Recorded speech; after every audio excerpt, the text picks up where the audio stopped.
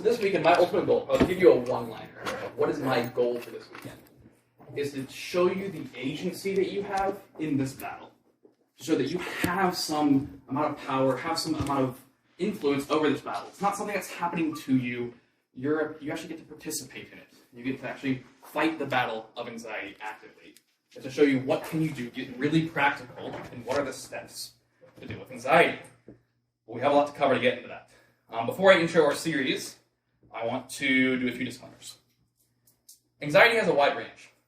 We have a little nervous about giving a talk, to I'm super panic attack, can't function, normal things don't really happen in my brain because I can't function right now. There's a whole range, right? And the lessons I'm going to be talking about, the principles I talk about, they do apply to the whole range, but they're going to apply very differently. And they're going to look very different depending on where in this range you kind of fall. And we'll talk about the nuances somewhat in the series. One thing I'm not going to get too detailed on too is like the medical side of anxiety, of like when to take medication and not, and things like that. I do want to be very clear. I'm pro-medication for the extreme cases of anxiety. I take it myself sometimes. I have a prescription for it. I use it every now and then. But I'm just not going to be getting into where's that line and the nuance. My point of that is simply to say, I think it should be on the table of discussion. It's actually going to be on the table of discussion in our discussion groups. So I look forward to hearing that from you all. But I'm not going to be really getting into that nuance of when you take medication, when do you not. I will talk about how I view it in kind of a moral framework later on, but I'm not going to be getting into the details of like, well, at this point you should go see a doctor. That's not really what the class is about. The other disclaimer I want to do before we get into our intro is the phrase easier said than done is going to be extremely applicable to this series. I can't really talk about anxiety, which is something that you might battle with your whole life, in 4 hours and do it justice. There's just not a way to do that. On top of that, I'm going to be approaching this in a very kind of logical, thought-out process, and anxiety is an extremely emotional situation. And it can come off really unempathetic when I'm like, all right, here's how you logic your way through this, when I'm dealing with this really kind of volatile emotion. And so that's not my intention. I want to make that very clear. My intention is not to say, well, just think your way through it. But we are going to be approaching this from a very logical, biblical point of view. It's not my intention. I understand that's going to sound easier said than done. I'm going to reiterate that a few times. But I understand the challenge of anxiety. I understand it's an emotional thing. And I understand easier said than done is going to be really applicable. There's just not a way I can change that and still go through this in a kind of logical, analytical way, which is what I think we need to do when we're not in the state of anxiety. We need to be thinking of it in that kind of logical, analytical way. When we get into anxiety, it's a different story. All right, so with those disclaimers out of the way, we're going to go ahead and intro our class, or at least intro our series. So class 1 is going to be, go ahead. I forgot about your reading. So I'm going to end up reading it later, so no worries. So class 1 is Faith and Anxiety. That's going to be this class. What motivated this class was essentially kind of both being in, for those of you who don't know, I was in mainstream Christianity for a while, so both being in mainstream Christianity as well as now Christadelphia, I've heard two different stories largely when it comes to anxiety. One is that it's 100% about faith, and if you don't, if you have anxiety, the reason you have anxiety is because you don't believe hard enough. You don't have enough faith, you need to pray more, you need to believe harder. That's the solution to anxiety. And it's entirely focused on that. Anxiety equals bad faith. And it's just that kind of blunt and simple and kind of extreme. Then there's the reaction to that, which is that anxiety is entirely a medical problem. There's nothing about faith. It's like the mental equivalent to breaking a bone. You need to go to the doctor for it, and that's how you deal with your anxiety. It's through medication, it's through therapy and things like that. It's not about faith. The Bible doesn't agree with really either of those. And so we're going to be digging into what is the relationship between faith and anxiety. The Bible does connect the two. So what is it? How do I think about it? And then on top of that, if there's a connection between faith and anxiety, how does guilt work with it? How do I feel guilty when I have anxiety? Should I feel guilty? Should I not? Those kinds of questions. Because I know guilt and anxiety are heavily associated within a faith context. And so we're going to try to be dealing with when should I feel guilty? When shouldn't I? And how do I think through that? Class 1 really is about understanding how I should view anxiety in a moral framework. Essentially is the goal of class 1. Class 2 is going to be the processing of anxiety. Now that I understand how to view it, how to think about it, what is anxiety inside of a moral framework, what do I do about it? That's going to be class 2. We're going to be going through a couple steps of dealing with anxiety, or of dealing with kind of the biblical framework of how to deal with anxiety. We're going to be looking through mostly David's life and see how he deals with it. Multiple different stages in his life, and he deals with it in a very similar pattern. He has a pattern of how he processes anxiety. So we're going to go through that pattern, and we're going to see, well, what does he do? We're going to think about how that might apply to our lives in some ways. When we get to our exhortation, we're going to be dealing with Christ's battle with anxiety, because he deals with it as well. And he deals with it in a very similar way to how David deals with it. And so we're going to be looking at how Christ deals with anxiety, how he processes his own anxiety, and we're going to go ahead and think about how does that apply to us.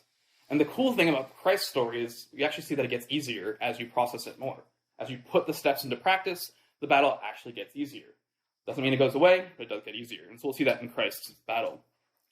And then our last class is kind of a tangentially related idea, which is we're looking at a case of anxiety. So specifically, I had a conversation with Gnomes, actually, about what is a common thing of people struggle with anxiety. And she said, having purpose, feeling fulfilled. So we're going to be looking at that and kind of use that as a use case of what do you do if you have that anxiety? How do you deal with it? What does it look like? What is our purpose? How do I examine my purpose? So we'll be doing that in class 4. As you can tell, we got a lot to cover. So we're going to be digging into this, and we're going to start with reading Matthew chapter 6, verses 16 to 34.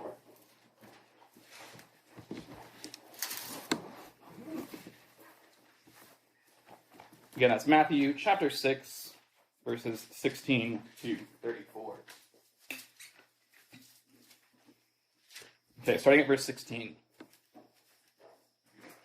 Whenever you fast, do not put on a gloomy face, as the hypocrites do, for they neglect their appearance, so they neglect their appearance, so that they will be noticed by men when they are fasting. Truly I say to you, they have their reward in full. But you, when you fast, anoint your head and wash your face, so that in fasting you will not be noticed by men, but by your Father who is in secret. And your Father who sees what is done in secret will reward you. Do not store up for yourselves treasures on earth, where moth and rust destroy, and where thieves break in and steal. But store up for yourselves treasures in heaven, where neither moth nor rust destroy, where thieves do not break in nor steal. For where your treasure is, there your heart will be also. The eye is the lamp of the body. And then if your eye is clear, your whole body will be full of light. But if your eye is bad, your whole body will be full of darkness. If then the light that is in you is darkness, how great is that darkness? No one can serve 2 masters, for either he will hate the one and love the other, or he will be devoted to one and despise the other. You cannot serve God and wealth. For this reason, I say to you, do not be worried about your life, as to what you will eat or what you will drink, nor for your body, as to what you will put on. Is not life more than food, and the body more than clothing? Look at the birds of the air, that they do not sow, nor reap, nor gather into barns, and yet your heavenly Father feeds them. Are you not worth much more than they? And who of you, by being worried, can add a single hour to his life? And why are you worried about clothing? Observe how the lilies of the field grow. They do not toil, nor do they spin. Yet I say to you that not even Solomon in all of his glory clothed himself like one of these. But if God so clothes the grass of the field, which is alive today and tomorrow, and tomorrow is thrown into the furnace, will he not much more clothe you, you of little faith? Do not worry then, saying, what will we eat? What will we drink? What will we wear for clothing? For the Gentiles eagerly seek all these things. For your heavenly Father knows that you need all these things. But seek first his kingdom and his righteousness, and all these things will be added unto you. Do not worry about tomorrow, for tomorrow will take care of itself. Each day has its own trouble. All right. So this section is really jarring when you read it. And the reason it's jarring is because of verse 30. I'm just going to reread that one. But if God so clothes the grass of the field, which today is alive and tomorrow is thrown into the oven, will he not much more clothe you, O ye of little faith? Jesus is telling people, I want us to put ourselves in that scenario. Jesus is telling people who are anxious over base needs, food and clothing, that if you're worried about that, O ye of little faith. That's jarring. Like, if I was in that scenario, like, Jesus, chill. Like, they're allowed to be anxious about that. That makes sense. Like, I'd be really, like, we need to be okay with this. Let's have some kind of empathy here. But Jesus doesn't approach it that way. He says, "O ye of little faith." And so that sparks the question, why? Why do these people have little faith for having this anxiety, for having this worry? And how do we look at that? How do we approach that? First note, he doesn't say, "Of ye of no faith." I think it's really important. Being anxious or having anxiety in the scenario doesn't tell Jesus they're faithless people. No, they have faith. They just have room for improvement or something to work on within their faith. And that's a very important difference. It's not that these people are faithless because of anxiety. Anxiety doesn't mean you're some terrible person who doesn't believe, but it does mean there's opportunities to work. There's room for improvement within one's faith. And so we'll look at kind of what is that work? What is that room for improvement? And lucky for us, Christ leaves a great hint at the start of verse 25. Verse 25 starts with, "Therefore, I tell you." Whenever you see that word or hear that word, therefore, or wherefore, those kinds of language, it means read what I just said. That's the reason I'm saying what I'm saying. It's because of what I just said. So the reason that Jesus can say, "Do not be anxious about your life," is because of what he says and what we've read before verse 25. So in verses 16 to 24. So we're just going to start back in verse 16 and work through what is Jesus saying here, and then we'll think about how does that relate to anxiety. So in verse 16, I'll just read the first 3 verses. "And when you fast, do not look gloomy like the hypocrites, for they disfigure their face, and that their fasting may be seen by others. Truly I say to you, they have received their reward. But when you fast, anoint your head and wash your face, that your fasting may not be seen by others, but by your Father who is in secret. And your Father who sees in secret will reward you." So on its face, this section seems to be telling you how to fast. That's not really what it's getting at. It's not really getting at this is how you should go about fasting. That's not the point. The real point is that we should value God's point of view, God's opinion of us, more than man's opinion of us. And that this is just an example of how these people are valuing man's opinion over God's opinion. By saying, I care more that people recognize me fasting than I care necessarily if God is looking at me fasting. What I'm focusing on is, are people recognizing me? And so what this is getting at is essentially an idea of values. Do you value God's point of view or God's opinion, or man's opinion of you? What do you value more? What's more important to you? So it seems like it's about fasting. It's not really. It's actually about values. What is more important to you? God's point of view or man's? If we continue with 19 to 24, we'll see a similar theme. In verse 19 it says, 19 to 24, "Do not lay up for yourselves treasure on earth, where moth and rust destroy, where thieves break in and steal. But lay up for yourselves treasure in heaven, where neither moth nor rust destroy, and where thieves do not break in and steal. For where your treasure is, there your heart will be also. The eye is the lamp of the body. So if your eye is healthy, the whole body will be full of light. But if your eye is bad, your whole body is full of darkness. And if then the light in you is darkness, how great is that darkness? No one can serve 2 masters, for either will hate the one or love the other, or he will be devoted to the one and despise the other. You cannot serve God and money." And again, at first, this seems to be saying, okay, what should I value more as far as money goes? It seems to be talking about money. But again, that's not really the focus. It's not really about money. It's about internal values. Do you value things on earth, or do you value things in heaven? Do you value things of God, or do you value literal money? We know this because he says, lay up for yourselves treasures in heaven. He's not saying there's some stock exchange in heaven that I should go invest in. He's talking about what you care about. Where your heart is, or where your treasure is, that is where your heart will be also. He's saying, do you care about the things? What do you value? What is important to you? The things on earth, where moth destroys, thieves steal. Or do you care and value things in heaven, the eternal? Again, it's talking about values. Both sections are trying to get us to change how we evaluate things. How we go from valuing things from kind of man's point of view. I care what's right in front of me. I care about how people view me. I care about money and my basic needs. These are what I care about. To kind of God's point of view. I care about the eternal. I care about God's opinion of me. I care about what's everlasting, not the temporary. It's trying to get us to change how we evaluate things. This brings us to a concept that I like to call value systems. Essentially, it's this idea of how do you value things? How do you find things important? It's similar to the idea of priorities. And then on top of that, it's how do they interact with each other? So not just do I value something, but do I value it more or less than something else? And then as situations happen in my life, do these values change? Do I value other things more or less? This is essentially a value system that you have that's constantly changing. When you get in situations, what you care about may change a little bit because that situation is happening to you. And so that's kind of what we're looking at is value systems is essentially this idea of what is important to you in a specific moment. And again, that might change as different moments happen.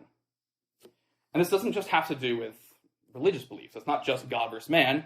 It might be, today I really care about if I'm on time, but tomorrow I don't.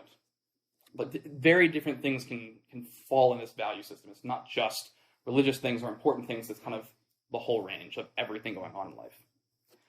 And what this sections that we've read up to now are trying to say, evaluate things so that the eternal, so that the everlasting, so that God's point of view is up in the top of that value system. It's very high in your priority list. And that the temporary, the man's point of view and all those things are a bit lower in that value system and what you find important. And Jesus uses this to say this is the reason he can say, do not be anxious for your life. Huh? Okay, why? And I think this makes a lot of sense. Because what Jesus is getting at is that the reason these people are anxious is because there's actually something off in that moment of anxiety with their values, with what's important to them. This is something that was told to me. I used to go to therapy for anxiety. And this was something that, although it came from a humanistic point of view, when you kind of put your God filter on, you can turn it into a really cool lesson. And that is that our anxieties come from essentially deep and personal cares. When you're anxious about something, it's because you care a lot about something related to that anxiety. It might not be directly that anxiety or that thing that's in front of you, but it's something related to it, and you care a lot about it. So for example, if I have social anxiety, it means I have a strong care for something related to social situations. It might not be that I care about social situations, but it might be that I care about being respected, and that there's a threat to that respect if I'm in a social situation. It might be that I care about being approved of, or it might be that I care about not being embarrassed. I've had a really bad event in my life where I was embarrassed in my life. I don't want that to happen again, and there's a chance that might happen in a social scenario. And these cares, these deep cares, push this anxiety at the top of my list, of my value system. Now, all of a sudden, when I'm afraid of this embarrassment, not being embarrassed now matters more to me than anything else, because I'm anxious about it. It's causing me to have physical reactions where I care about this, whatever this thing is that's causing me anxiety. It goes to the top of my values in that moment. It's not a thought-out priority. It's not a priority where I've written out my priorities and gone, this is how I would order them. It's not a planned value system. It's one that happens in the moment because you're anxious. And it comes from human nature. It's not something that you've thought out, planned, and said, no, I'm going to care about this more. It's something that's happening to you. You can choose to value that more. At the moment, your anxiety is kind of telling you, this thing, whatever you're anxious about, is the most important thing. It's all you should think about. It's more important than anything else. And that's why we get so worried to the point where we have physical reactions to the idea. And what Jesus is doing in this section is he's saying, these people, there's something off with their values if they're anxious, even about things that are as needed as food and clothing. And the reason is because God is going to take care of them. God has said he will take care of them. And he explains this in verses 26 and 30. Look at the birds of the air. They neither sow, nor reap, nor gather into barns, yet your heavenly Father feeds them. Are you not of more value than they? And then 30, but if God clothes the grass of the field, which today is alive and tomorrow is thrown in the oven, will he not much more clothe you? Essentially, Jesus is saying that there's God who values us as people more than he values grass and birds. He values us so much that he gave his only son for us, and if he values us this much, it takes care of other things that he values less, then he'll take care of you. And if we truly believe that, if that's an actual true belief to the point where it impacts our feelings moment to moment, well, then we wouldn't be anxious, because we would internally have accepted that that's a true statement, and that the concern of not having food wouldn't be there. Now, like I said, easier said than done. This is giving us insight into the relationship between faith and anxiety, but we haven't really gotten to how do we do with that yet. The thing is, anxiety essentially makes us value things way more than we should. And it's because it's part of our human nature. What we'll look into in a bit, we're not quite there, but we're going to look into how anxiety is essentially a temptation. It causes us to misvalue things, misevaluate things, because it's telling us, it's lying to us and saying, whatever it is that we're anxious about, social situations, anything else, I'll tell my personal story here in a minute, it tells us to value it as the highest thing. But then when we think through what does God value, that thing at the top really shouldn't be there. But in the moment, our anxiety is telling us that is the most important thing. That is the biggest, most important thing to you in this moment. That is essentially what anxiety is doing. And that's why there's a relationship between anxiety and faith. It's not that anxiety and faith are just connected one-to-one. It's that there's this thing in the middle of values. And the values is the connector between faith and anxiety. The reason anxiety messes with our faith is because it changes our values. It changes what you care about. Changes what's at the top of the list. And like I said, this changes a lot. If you're anxious, this thing that you're anxious about, move to the top of the list. When you're later not anxious, it's not that high. It's much lower because these things change. These are moment to moment. I'm not talking about your planned out priorities. When you sit down and you do a chart and you say, what's more important to me and how do I structure my life? I'm talking about your moment to moment values, the moment to moment of what's important to you. And anxiety essentially tells you, change those values. That thing that you're anxious about needs to be at the top. In my personal story, I really experienced this. So, a bit of background, my parents got divorced when I was 13. And the way they got divorced really kind of messed me up a bit. See, they got divorced in a way where one day, happy family. My mom, my dad seemed fine. Dad would come home from work, they'd get a hug, maybe a peck on the cheek, seemed fine. No arguments, never had any clue that anything was going on. Next day, I get told, yeah, we're having a divorce. And what that did to me is essentially goes, gotcha, so a relationship can break up at the drop of a hat. Like, just like that. We can go from perfect, great relationship to it's over. Just like that. And that's what it became an ingrained belief, right? That's what I kind of took from that. And then in my future relationships for years, I felt like that. The first instance anything would go even remotely wrong, an argument, even like usually the person I would be dating would be generally a happy person and they had like a bad day. It wasn't even like a problem with me. It was just like they just seemed off. Oh my goodness, is this happening to me? Is this the drop of the hat? Is this the end of the relationship? Panic, panic, panic, panic. Anxiety. And what that did for me is essentially say, making this relationship stick together is the top of the list. It's more important than anything else. More important than, is this relationship good for me? It's more important than, should I actually be dating this person? It's more important than, do I even like this person? It was more important than anything else. I needed to make sure that relationship stuck together because panic, panic, panic, panic. That's what was going on in my head. And as I mentioned, I went to therapy for this for a while. And again, this is one potential danger of going to therapy, and there's a lot of value that comes from it. I'm not saying it's bad, it's great, highly recommend if you need it. But one danger is that you get a lot of humanism kind of thrown in the mix. So you have to have a God filter on. But one of the things that they had said, and they asked me one time that really just made me step back was, do you actually want to be in this relationship? I was talking about a specific issue that I was dealing with at the time. The relationship was really bad at communication. The person didn't really talk to me a whole lot. That was causing me a lot of anxiety because my priority was to make this work. My priority was have it not happen to what my parents happened. Don't avoid that situation at all costs. Most important. The relationship wasn't a good relationship for me. We actually didn't need to be together. We weren't a good fit. But I couldn't think through that because I was anxious about keeping it together.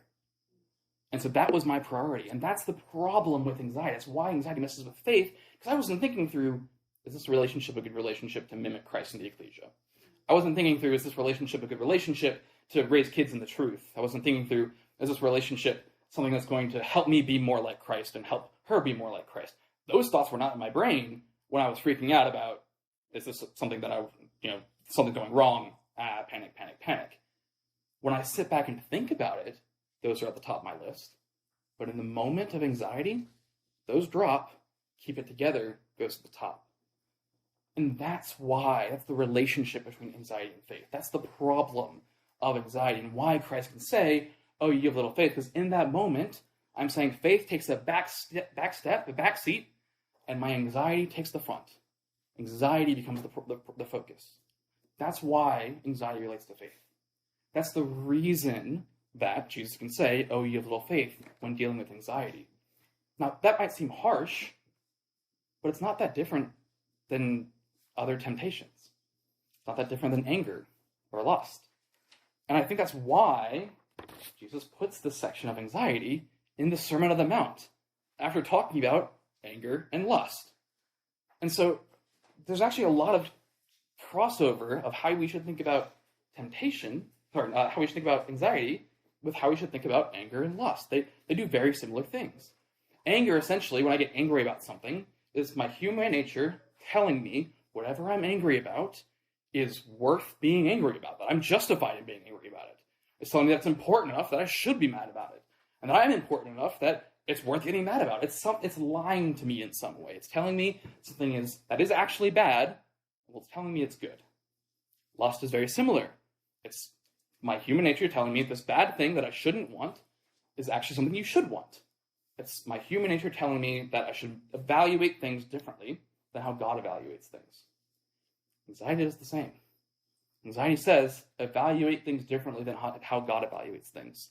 Evaluate things in a way that's wrong, that's incorrect. But I'm going to make you do it. I'm going to make it the most important. I'm going to tempt you to do it. And this is why I say anxiety is similar to a temptation. And so when we look at it in that vein, the question becomes, how do we think about guilt? How do we think about guilt in the context of anxiety? I think this is important because when we say that faith and anxiety are related, and that having anxiety suggests there's issues in our faith, well, that makes me feel really guilty when I have anxiety. That makes me feel like, well, I didn't choose this. I didn't want to have anxiety. I didn't ask for it. Yet apparently when I have it, I have a faith problem? That's not fair. And now I'm a bad person because I have anxiety?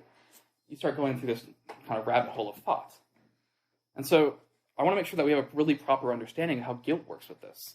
Because I don't want people to walk away from here going, man, he said that I'm of little faith. If I have anxiety, I must be a terrible person. And that's the takeaway from the weekend. That would be terrible. And so that's not the takeaway. And we're to look at how do I deal with guilt when it comes to anxiety.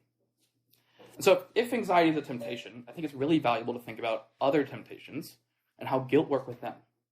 And then apply those ideas into anxiety and say, so it probably works the same way with anxiety, if anxiety is a temptation. And so in doing that, we're going to read 3 sections, and we're going to see what can we take away from them. Section 1 is going to be Matthew 5, verses 21 and 22. So Matthew 5, verses 21 and 22.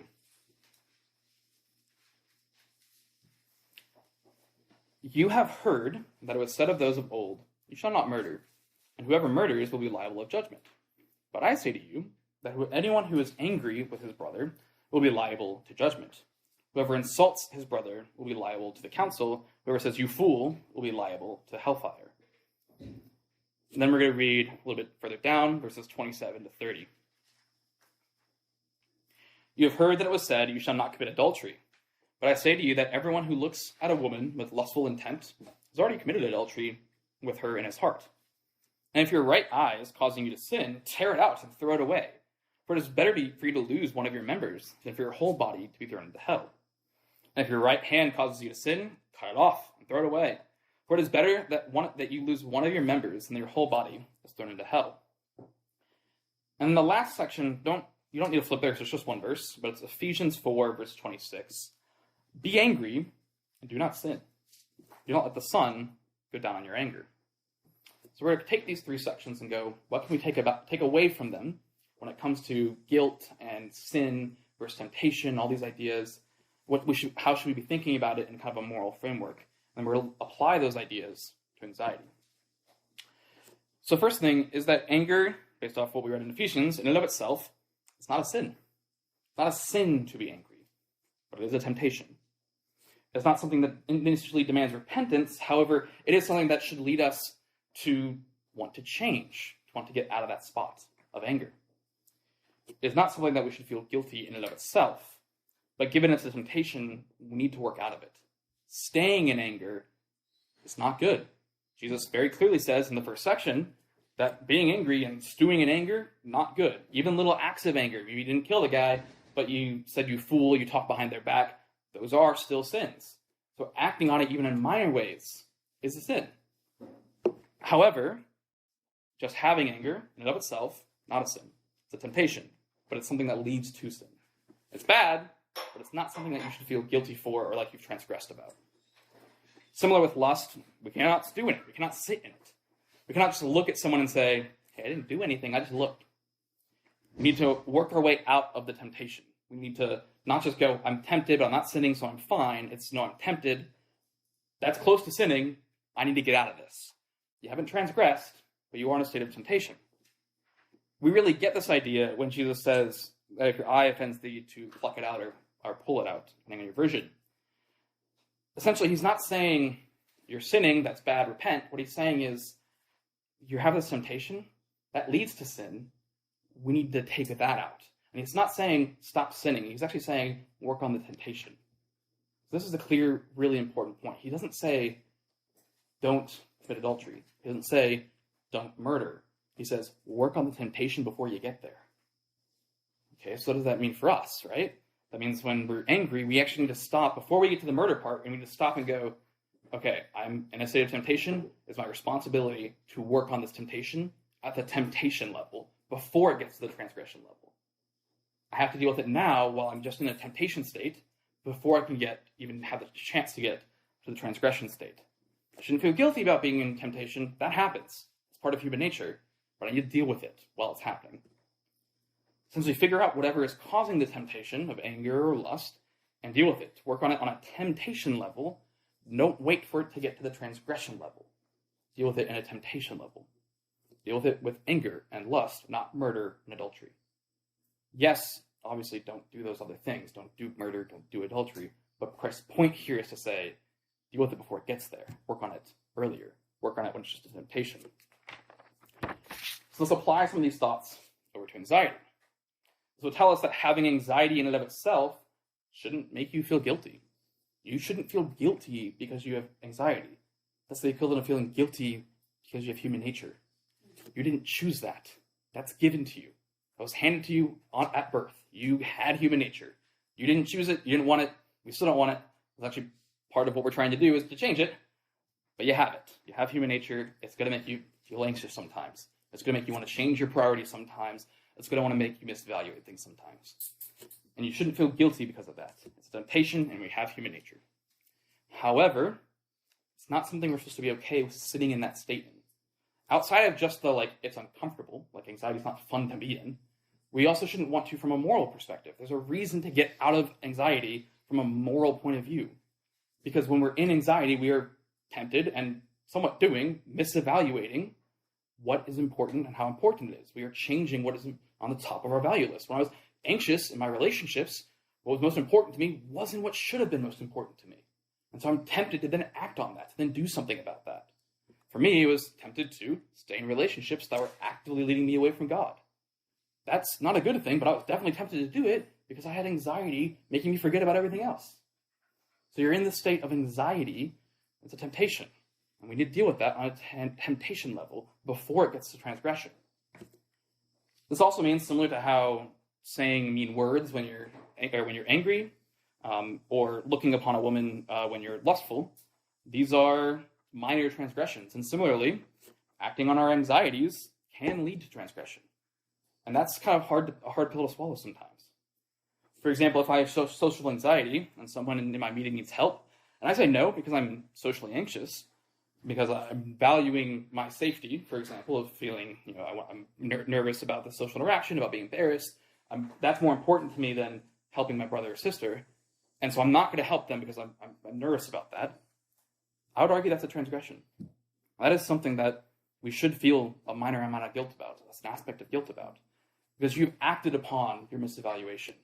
In the same way that with anger, when I've misvalued how important something is and I get angry about it and I punch the guy because he stepped on my toe, that is me misevaluating the situation. Well, when I just chose to stay home because I was anxious about this, being embarrassed in this conversation, that was more important to me than helping my brother or sister, I've misevaluated the situation. I've misevaluated my priorities of God's priorities. I'd argue that's a transgression. However, this is really important, feeling guilty about a transgression there's actually a usefulness to that. There's a useful thing to being guilty about a transgression. It's supposed to remind you, say, hey, change this. This isn't what you want. It's not just to make you feel like wallow in self-pity, which is what we often can do with guilt. It's just supposed to say, hey, you don't actually want this. This is kind of your conscience, the bit of the Spirit saying, you don't want to go down this path. You don't want to act that way. It's a guilt that's actually useful.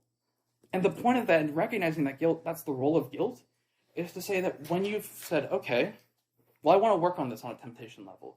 I'm going to start putting into practice principles to make it so that I can deal with my anxiety in a way that stops me from transgressing, stops me from making those choices. I'm going to do it in a way that is righteous. I'm going to try my best. And I will still struggle with anxiety or anger or lust or any of those other things, but I'm going to make it so that I don't transgress. I'm going to do my best to stop that. Well, you should stop feeling guilty, because that's the point of guilt. The point of the guilt was to get you there. Once you're there, you shouldn't feel guilty about having anxiety. That's part of human nature. That's a battle that you're going to have until the kingdom comes. That's a battle that you're to deal with forever. Not forever, sorry, for this life. Yeah, sorry about that. But that's a battle that you're going to deal with for this life, because that's part of our lot in life, is that you have human nature. And we all struggle with different things. Some of us are going to struggle with anxiety, some more, some less. Some of us are going to struggle with anger, some more or less. And the whole mix and variety of temptations we all struggle with different levels. Some of us, I will argue, can actually get to a point where you don't deal with anxiety anymore. Some of us won't.